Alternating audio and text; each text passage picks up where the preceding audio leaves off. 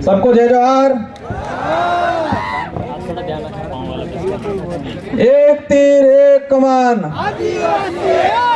एक तीर एक कमान, लड़ेंगे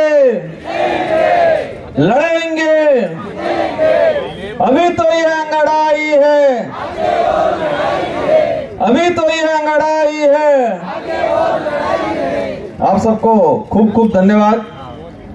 आज प्रतापगढ़ की इस धरती पे इस देश का मूल मालिक, मूल बीज अपने हक अधिकार को लेके यहाँ पर एकत्रित हुआ और ये आज एक सरकार को मैसेज जाना चाहिए कि ये आदिवासी समाज, ये पांडाल एक भीड़ नहीं थी। सरकार को ये मैसेज जाना चाहिए कि ये पांडाल, ये जो लोग एकत्रित हुए हैं, एक ये सभा या एक भीड़ नहीं है। ये आदिवासी समाज के अंदर जो आक्रोश पैदा हो रहा है, अपने अधिकारों को लेकर, हमारे अधिकारों के साथ जो अन्याय किया जा रहा है उसको लेकर जो आक्रोश पैदा हो रहा है, उसको लेकर ये कार्यक्रम आयोजित हुआ है। ये मैसेज सरकार तक जाना चाहिए।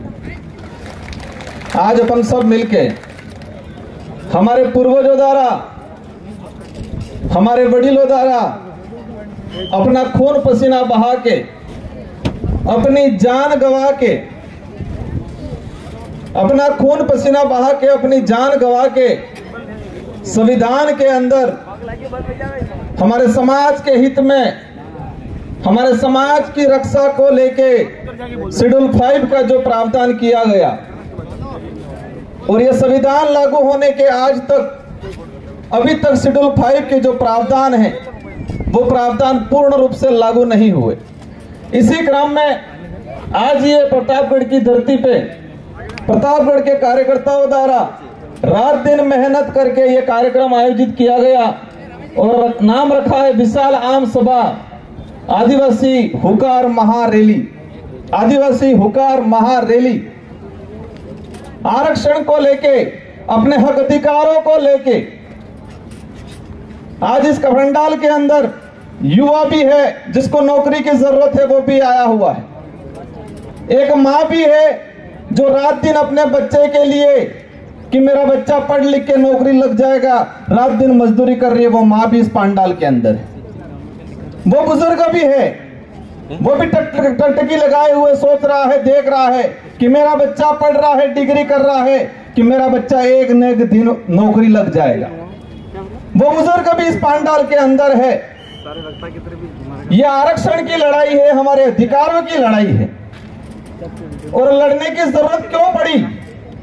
लड़ने की जरूरत इसलिए पड़ी कि हमारे द्वारा इस क्षेत्र से, शेड्यूल एरिया से जो नेता चुन के भेजे जा रहे हैं वो समाज के प्रति उत्तरदायित्व नहीं रखते हैं, समाज के प्रति उत्तरदायित्व नहीं है और उनकी पार्टियों के प्रति, उनके आकाओं के प्रति उत्तरदायित्व है। इसलिए हमको आज एकत्रित होना पड़ा। यह काम आप सबका, आम जनता का नहीं है, उन नेताओं का है जो शेड्यूल एरिया से अपने आदिवासी होने का प्रमाण पत्र लगा के विधानसभा के अंदर जाते हैं, संसद के अंदर जाते हैं। उनका यह काम है आदिवासियों की हक अधिकार की बात करें, लेकिन वो नहीं करते हैं। और करते क्या हैं? इन युवाओं को गुमराह करते हैं, हमारे समाज को कमजोर करने का काम करते हैं। मैं कुछ आंकड़ा अभी गाड़ी में आ रहा था, मैंने तैयार किया कि आरक्षण की रैली हो रही है। आरक्षण का प्रावधान अनुच्छेद 244(1) हमारे 5वीं अनुसूची के तहत आरक्षण का जो प्रावधान है उसको लेके राजस्थान सरकार द्वारा, हमारी टीएससी के द्वारा राज्यपाल महोदय को टीएससी के प्रस्ताव के द्वारा भेजा गया। 2013 के अंदर एक अधिसूचना जारी हुई और संशोधित अधिसूचना 2016 में जारी हुई। कांग्रेस के शासनकाल के अंदर 2013 में एक अधिसूचना जारी हुई और उस अधिसूचना को लागू कराने के लिए, जारी कराने के लिए कांग्रेस के उसमें तत्कालीन जो विधायक थे, सांसद थे, कांग्रेस को जो नेता थे, उन्होंने समानता मंच के साथ मिलके और सरकार पे दबाव बनाया और कहा कि ये समानता मंच जो चाहता है वो कर दो। हम तो आंखों के अंधे हैं, कानों के बहरे हैं। समानता मंच की जो बात है उसको मान लो, ये बोला अशोक गहलोत की सरकार को 2013 में। और उस अशोक गहलोत की सरकार ने समानता मंच के हित को लेके इन आदिवासी नेताओं ने, जिन्होंने अपने समाज के साथ जो कुठाराघात किया और समाज के साथ अन्याय करते हुए समानता मंच की बात मानी और उन्होंने 2013 में एक अधिसूचना जारी की। उस अधिसूचना में जो आदिवासी इलाके में 75% आदिवासी समाज रहता है, उस समाज के लिए 45% आरक्षण का प्रावधान किया, 5% एससी का प्रावधान किया और 50% नौकरियां। कहा यह अनारक्षित है, ओपन कैटेगरी है और सभी वर्ग के जा सकते हैं।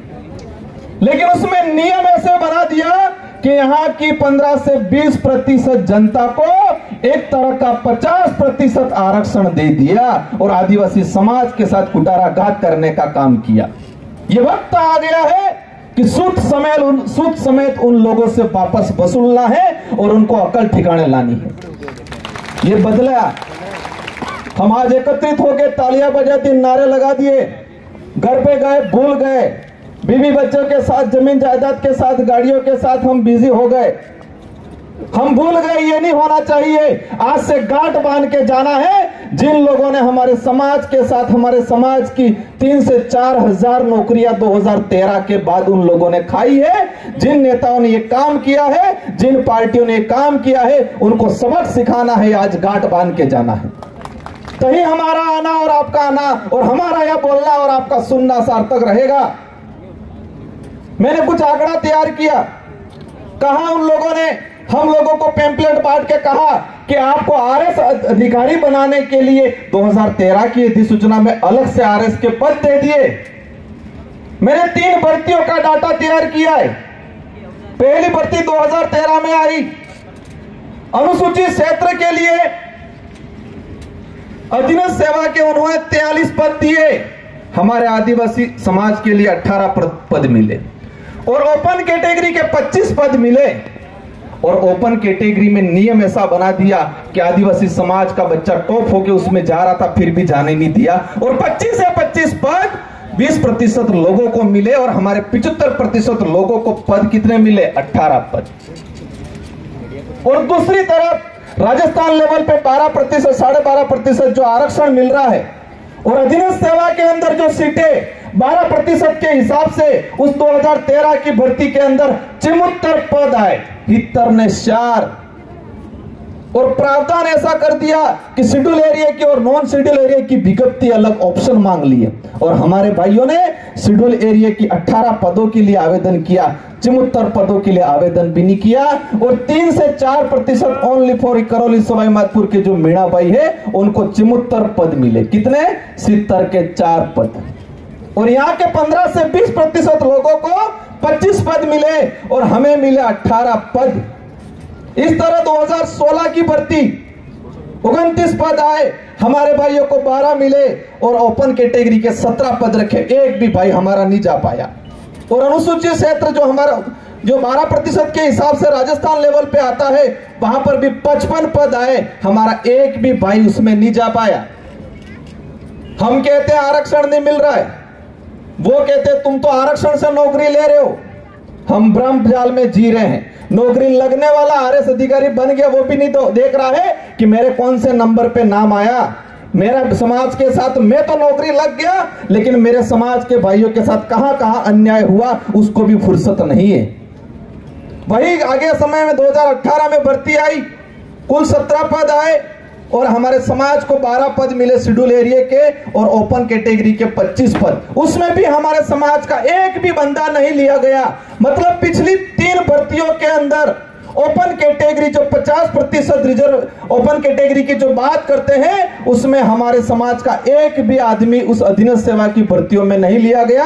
और ऑल ओवर 3 भर्तियों के अंदर जो पद आए, 109 पद आए और 42 पद हमें मिले और 67 पद किसको मिले? 15 से 20% लोगों को। 60 ने हाथ पद मळ्या न अमन कटला मळ्या, 40 ने 2। तो आरक्षण किने मळ्यु? किसको मिला आरक्षण? आरक्षण उन लोगों को मिला जो 15 से 20% हैं। और हमारा समाज कहते हैं ये बच्चे पढ़ते नहीं हैं, बच्चे रगड़ते रहते हैं, ये तो आरक्षण से ऐसे ही नौकरियां लग जाते हैं। आरक्षण के नाम से बदनाम हम हो रहे हैं और फायदा वो ले रहे हैं। ये करने वाला कौन है? वही कमल कांग्रेस के नेता जिन्होंने 2013 के अंदर किया, 2016 के अंदर किया और हम 5वीं अनुसूची के तहत आरक्षण का लाभ मिलना चाहिए ये बोलते हैं। और वो क्या कहते हैं? 5वीं पास हिम कहीं। हमने कहा 5वीं अनुसूची के तहत हमारे भाइयों को नौकरियां मिलना चाहिए और उनको सुनाई देता है 5वीं पास। और इसी 5वीं पास की बात को सुन के मैंने 2022 के अंदर पूरे उदयपुर संभाग के सारे एमएलए, सारे एमपी, सारे प्रधान, सारे के सारे सरपंचों को पत्र लिखा था कि आरक्षण का किस तरह से हमारे समाज के साथ दुरुपयोग किया जा रहा है। जिस समाज का सर्टिफिकेट लगा के आज मैं विधायक बना, मैं फॉर्म भरने गया, उस दिन आदिवासी समाज का अगर सर्टिफिकेट नहीं लगाता तो मेरा फॉर्म पास नहीं होता। आपके ये प्रतापगढ़ के विधायक जो हैं रामलाल जी, पार्टी की टिकट लगाते और समाज का सर्टिफिकेट नहीं लगाते तो क्या एमएलए बनते? पार्टी की टिकट 10 लगा लेते और आदिवासी होने का प्रमाण पत्र नहीं लगाते तो क्या एमएलए बनते हो? लेकिन हो क्या रहा है? जिस सर्टिफिकेट के आधार पे हम विधायक बन रहे हैं, सरपंच बन रहे हैं, उस सर्टिफिकेट को महत्व नहीं दे रहे हैं। महत्व किसको दे रहे हैं? पार्टी को दे रहे हैं, हाईकमान को दे रहे हैं। उनको अकल ठिकाने लाने का काम करना है इस वक्त। इसी तरह हमारे कुछ, मैंने देखा, मैं वहां गाड़ी से उतरा, कुछ भाई मिले थे 1167 वाले, कुछ की शक्ल मैंने देखी, अच्छी लग रही थी, गुस्सा मुझे उन पे भी है। इसलिए हम कहते हैं, नारा लगाते हैं, कुछ तो करो जवानी में, आग लगा दो पानी में। जवान तो है लेकिन पता नहीं आग कहां लगा रहे हैं ये।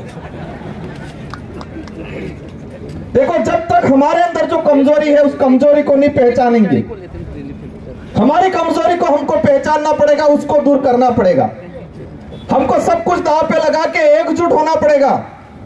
इन लोगों ने कितना अन्याय किया हमारे साथ। 1167 जो पद रीट के रिक्त थे, हमारे 2011 के अंदर अधिसूचना जारी हुई, 36% पात्रता, उन लोगों ने छूट में डाल दिया। वो पात्रता थी, छूट नहीं थी। उसको लेकर लड़ाई लड़े, हम कोर्ट के रास्ते बताया था, हम हाई कोर्ट में गए, हाई कोर्ट में एकलपीठ में जीते, डीबी में हारे, हम सुप्रीम कोर्ट ले जा रहे थे और इन्हीं कमल कांग्रेस के नेताओं ने इन बच्चों को हाई कोर्ट के रास्ते से सड़क के रास्ते पे लाने का काम किया और उन्होंने डूंगरपुर कलेक्ट्री के बाहर बिठाया। वहां से उन्होंने काकड़ी डूंगरी चढ़ाया। वो क्यों चढ़ाया? क्योंकि पंचायती राज चुनाव आ रहे थे। उनकी किस्मत इतनी फूटी थी कि वो चुनाव निरस्त होकर लेट हो गए। फिर उन्होंने काकड़ी डूंगरी चढ़वाया और लास्ट में हम भी गए समर्थन देने के लिए, क्योंकि समाज का सर्टिफिकेट लगाया था हमने और वाजिब मांग थी, पढ़ा लिखा हूं मैं भी, समझा इस बात को, वाजिब मांग थी और वाजिब मांग थी तो हमने भी समर्थन दिया, रात दिन वहां बैठे बच्चों को साथ दिया। और इन्हीं कमल कांग्रेस के नेताओं ने वो मांग 24 सितंबर को पूरी होने वाली थी, उनको लग गया अशोक गहलोत के साथ उनकी मीटिंग हो जाएगी तो ये काम हो जाएगा। तो कांग्रेस बीजेपी के नेताओं ने, कुछ लोग दारू पिला के कागड़ी डूंगरी चढ़ाए और दानली करवाने का काम किया और पूरे समाज को बदनाम कर दिया। वो भर्ती आज भी लटकी हुई है। 1167 आदिवासी समाज के घरों में दीपक जलता, अगर वो नौकरी लगते 10-10 जनों को और तैयार करते और कहीं कहीं गाइडेंस करते, मदद करते, हमारे समाज का उद्धार होता। तो ऐसे नेताओं को पहचानने की जरूरत है। कई नेता देखे जयपुर में अशोक गहलोत जी को बोलते हैं कि 1167 जो सीटें हैं वो हमारी नहीं है, उनकी है, और बाहर आके बोलते हैं कि वाजिब मांग है, इसको पूरा करना। इन बेरोजगारों के साथ इतना अन्याय किया, इतना अन्याय किया। ये दरियावत चुनाव हो रहे थे, वहां के प्रत्याशी बोल रहे थे मैंने 2013 में गलती कर दी, लेकिन आप वापस मेरे को बना के भेजोगे तो मैं सही करूंगा। क्यों भेज दिया आपने, सही कर दिया। क्या इस बात को लेके विधानसभा में बोले? नहीं बोले वो लोग। क्या आप लोगों ने वापस जाके पूछा? विधायक बनने से पहले उन्होंने प्रचार में कहा है कि गलती हमसे हुई है, लेकिन मैं विधायक वापस बन के जाऊंगा तो मैं सही करूंगा, ये बोला था उन्होंने। लेकिन हमने पूछा वापस जाके, इन युवा बेरोजगारों को भी, इन बेरोजगारों को लगता है कई बार कि बेरंग कर दिया, ऐसा लग रहा है। दरियावत चुनाव में बहुत उपयोग किया। तुम नौकरी सेकंड ग्रेड के जो बच्चे थे उनको लगा दिया प्रचार में, नर्सिंग भर्ती के जो बच्चे थे उनको लगा दिया प्रचार में, 1167 की भर्ती के अंदर जो बच्चे थे उनको लगा दिया कांग्रेस के प्रचार में। कहा तुम सब प्रचार में लग जाओ, ये सीट निकाल के दे दो, तुम्हारी सारी नौकरियां दिला देंगे। और सारे बच्चे प्रचार में लग गए। कई बार मुझे मिले, मुझे देख के शर्मिंदा होते। मैंने कहा चिंता मत करो भाई, अगर ये प्रचार करने से, वो टिकट निकलने से आपको नौकरी मिल जाती है तो मुझे कोई दिक्कत नहीं। लेकिन सारे युवाओं को ये कार्यक्रम, आपको युवाओं को आगे आके करना चाहिए। जितने यहाँ साथी हैं जो पढ़े लिखे हैं, आप सबकी जिम्मेदारी है कि गांव गांव फले फले पूरे जिला मुख्यालय, पूरे संभाग मुख्यालय पे और सभी खंड मुख्यालय पे हमें रैली करने की जरूरत है। कई जने सोच रहे होंगे कि सुबह से आए टाइम होने आ गया। हमारी धैर्यता देखो कितनी है, लड़ाई लड़ ली पूरी। ये आरक्षण हमारे बाप दादा ने जान गंवाई है, खून पसीना बहाया है, और हम इसको तरीके से ले भी नहीं पा रहे। और हमको उलझा इतना दिया है, फ्री में कैंप लग रहे, 5 थैलियां लगा दे रहे, उसी में खुश रह रहे। जगह में कागज मार्कशीट अभी नहीं मिलता, पहले 5 कागज मिले कैंप में, ये अभी नहीं मिले फर्स्ट क्लास। इस समाज को इतना कमजोर कर दिया है। आज तो हम उसके लिए भी थोड़ा जी रहे हैं, आज तो थोड़े बहुत हक अधिकार की भी बात कर रहे हैं, लेकिन इस समाज को इतना कमजोर कर रहे हैं वो लोग कि आने वाले समय में हम और हमारी पीढ़ी के पेट कैसे भरना है और जिंदा कैसे रहना है, इतना सोच पाएंगे। ये लोग हमारे समाज को कमजोर इतना कर रहे हैं कि आने वाले समय में हमारी पीढ़ी स्वाभिमान के लिए नहीं लड़ेगी, हक अधिकार की लड़ाई नहीं लड़ेगी, पेट कैसे भरना है उस बात के लिए लड़ाई लड़ेगी। इतना कमजोर करने का काम कर रहे हैं ये लोग। अभी वक्त है संभालने का। कहता मावजी महाराज छोटा जुगनी सेलीवारी आवेगा, हासवी लीजो और नहीं हासा हो तो पासा बेट वगार करा पढ़े, ये बोल के गए थे। आ गया है वो वक्त। उन माताओं को भी, उन बुजुर्गों को भी तैयार होने की जरूरत है। आपके बच्चे, आपके आने वाली पीढ़ी अगर उसको सही रास्ते पे ले जाना है। मैंने एक दूसरा आंकड़ा तैयार किया था, कई कांस्टेबल आसपास घूम रहे होंगे, हो सकता है कुछ शादी वर्दी में भी आए होंगे। 2013 की भर्ती, 2013 की अधिसूचना, 16 की अधिसूचना के बाद प्रतापगढ़ जिले का भर्तियां हुई, उसमें आदिवासी समाज को कितना फायदा हुआ, मैंने मेरा आंकड़ा तैयार किया है। 2019 की भर्ती हुई, 124 कांस्टेबल के पद आए, कुल एससी को 6 मिले और एसटी को मिले 11, और ओपन कैटेगरी में कितने गए? 107। और ओपन कैटेगरी में अनारक्षित में एसटी का कितना बंदा गया? 0 गया। आरक्षण किसको मिला? जनरल को मिला। उनको मिला 107 सीटें और हमको मिली 11 सीटें। इसी तरह 2018 की भर्ती में 136 पद आए, एससी को मिला 15 और एसटी को मिले 19 पद, और हमको कितना मिला? और ओपन कैटेगरी में कितना गया? 102 पद। और 50% जो ओपन कैटेगरी है उसमें एसटी के कितने लड़के गए? 0 लड़के गए। ये अन्याय हो रहा है। और हमें जगह पाली में, नानी नानी बातों में एक भी जाने टांग खिंचाई मेरे मस्त। ये लड़ाई वोटों की लड़ाई नहीं है, राजनीति की लड़ाई नहीं है, अपने अस्तित्व की लड़ाई है, अपने स्वाभिमान की लड़ाई है, अपने पूर्वजों को खून पसीना बहा के जो आरक्षण संविधान के अंदर प्रावधान किया है, अपने पूर्वजों के खून पसीने की लड़ाई है। उस लड़ाई को अपन सबको मिलकर लड़ना है। समय हो गया है सभी को। यहाँ से मैं कलेक्ट्री से यहाँ तक आ रहा था, मुझे लग रहा था दूरी बहुत है, लेकिन यहाँ आने के आपको देखने के बाद मुझे भी जोश भर गया कि चल लेंगे वहां तक, और आपको भी जोश भर जाना चाहिए कि सब शांतिपूर्वक वहां तक चल लेंगे। प्रशासन को लगना चाहिए, सरकार को लगना चाहिए कि ये भीड़ नहीं, भिड़ने वाले लोग हैं। यहाँ कौन है? भिड़ने वाले लोग हैं। सभी को शांतिपूर्वक तरीके से जाना है हमारी माताएं, हमारे जो बुजुर्ग है, सबको जाना है और वहां पर भी हमारे जो बाकी जो वक्ता है वो वक्ता अपना वक्तव्य देंगे। इन्हीं शब्दों के साथ आप सबको धन्यवाद। जय जौहर का नारा है, एक तीर एक कमान, अभी तो यह लड़ाई है। आप सबको धन्यवाद। जय जवाहर, जय भील प्रदेश, जय आदिवासी।